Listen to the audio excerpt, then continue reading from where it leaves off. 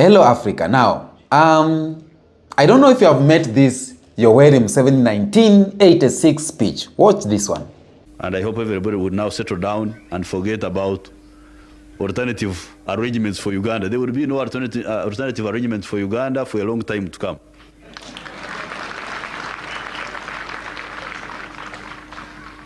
I think it would save a lot of effort if people could settle down and work with the national resistance movement and we build the country. If you have got illusions in your head, that's your own business. This revolution is irreversible. You cannot reverse it. Yeah, a lot of Ugandans, I know you have not come across this video, and that's why I've played for you this critical moment. Okay, this is a 1986. It was on January. Occasion was the consolidation speech after NRA took Kampala. Location was in Kololo Independence Grounds. And Museveni said it openly. He said this, I will repeat. I hope everybody will now settle down and forget about alternative arrangements for Uganda. Meaning what? There will never be change in Uganda when Museveni is still there. He said it. People thought he's joking. He wasn't joking. He wasn't joking. You have seen it. 40 years down the line, he's still in power. And that quote is one of the most revealing ever made by Yoweri Museveni. He's a one guy who predicted himself. He prophesied for himself. I always say this. Words are very strong. Now, Museveni said this, and I will underline words. Forget about alternative arrangements for Uganda. That one is not democratic statement. What he was really saying is that forget opposition, forget political competition, forget power changing hands. Okay? In a democratic country or in democracy, alternative arrangements are normal. Election, opposition, parties, transition, they are normal.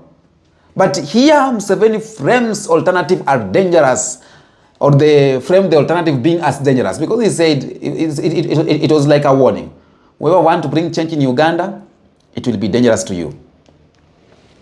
Okay? And that was the birth of a one-man rule thinking. Number two, he said, there will be no alternative arrangements for Uganda for a long time to come.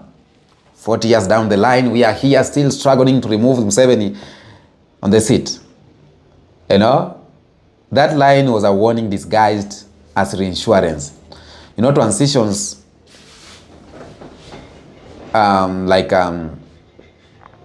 he was saying, I'm here to stay, do not expect change, plan your lives around my rule. And this is how permanent leadership is announced without saying dictatorship. And he has been here for that long. Okay? Number three, he said, work with the national resistance, work with NRM, and we build the country. Okay? And that's where one state party emerged. He's not saying work with Uganda. He's not saying work with the constitution or work with the institution. He said work with NRM. Meaning what? Meaning Uganda is NRM, NRM is equals to Museveni. Uganda is equals to NRM, NRM is equals to Museveni. Anyone outside the party is automatically framed as an patriotic destabilizer and an enemy of development. Number four, he said, if you have got illusion in your head, that's your own business. Now, that is what I call political gaslighting. Opposition hopes, illusions, citizens' aspirations, illusions, desire for change, it's illusions. It's just illusions. Okay? He shifts responsibility. If you suffer, it's your fault. If you help for democracy, you are foolish. Okay? And that's how leaders dismiss accountability.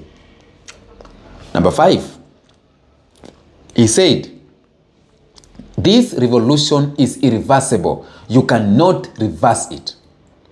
And that is the most dangerous sentence in the entire quote in 1986, because no revolution is irreversible. Only Absolute power claims permanency. And when a leader says change is impossible, he is saying the people no longer decide, or history has stopped, or power has flown its one direction. Okay? That mindset justifies election rigging, violence, internet shutdowns, militarization of politics, all in the name of protecting the irreversible revolution. Number 6, he said, I hope everybody will now settle down. Settle down meaning that, you know what, stop protesting, stop questioning, and stop demanding. So if he called for political silence, not unity, then be it. That speech explains why opposition is treated as treason, explains why election feels ceremonial, why youth's voices are feared, why the internet gets shut down, and why power never changes hands. Museveni told Uganda exactly what kind of system he was building. Many just didn't want to believe him. The irony is that he spoke of a revolution, but revolution are about renewal. Revolution are about change, are about power returning to the people. And what Uganda got instead was just permanency, centralization, and one man becoming the president.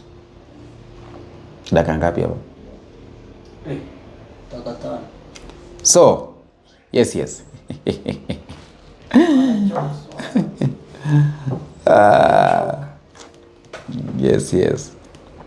So I say this, Uganda is a young generation, it's a young country. We have talked about this, and the youth are rejecting this settle down message because they don't want to settle down for less. Just like ladies, they always say, I cannot settle down for less.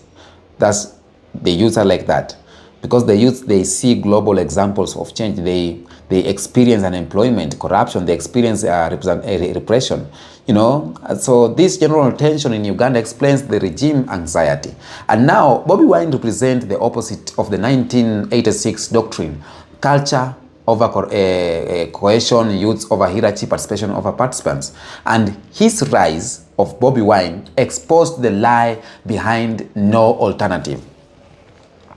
Every system that declares itself permanent eventually panic, because demography changes, technology spread truth, fear loses effectiveness. And Museveni's system is no exception.